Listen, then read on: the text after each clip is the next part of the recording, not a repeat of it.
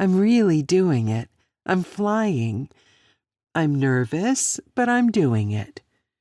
Then she turned to her window to take in the view below.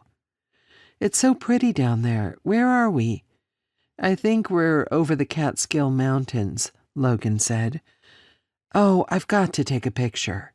Kayla held up her phone to the window, but it flew from her hand, and her seatbelt cut deep into her as the plane suddenly rolled hard, the right wing tipping toward the ground as if the jet was flipping over.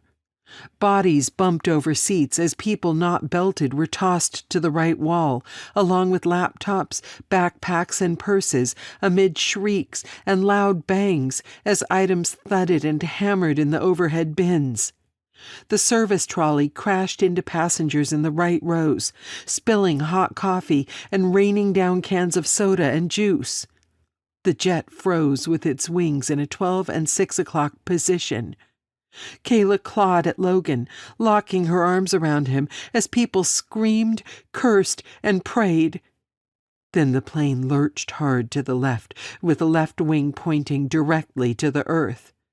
Again, bodies flew through the cabin, slamming against other passengers, the wall and the overhead luggage bins. The bin doors opened, and luggage tumbled like boulders along the left row.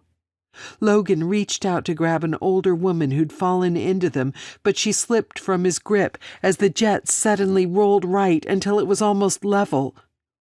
Now it began dropping, banking downward, as if it would spiral out of control.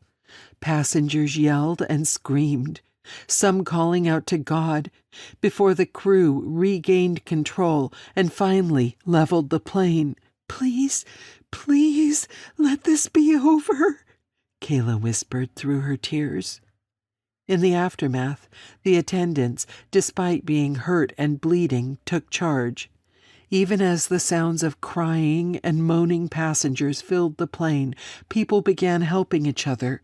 Kayla thrust her face into Logan's chest, slid her arms around him, and sobbed, feeling his heart beating rapidly against her face.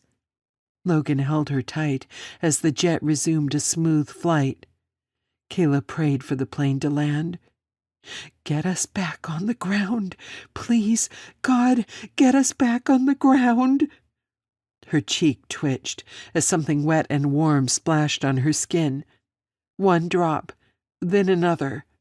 As she pulled back, she saw blood dripping down on them, from the little boy who'd been contorted into the open luggage bin above them.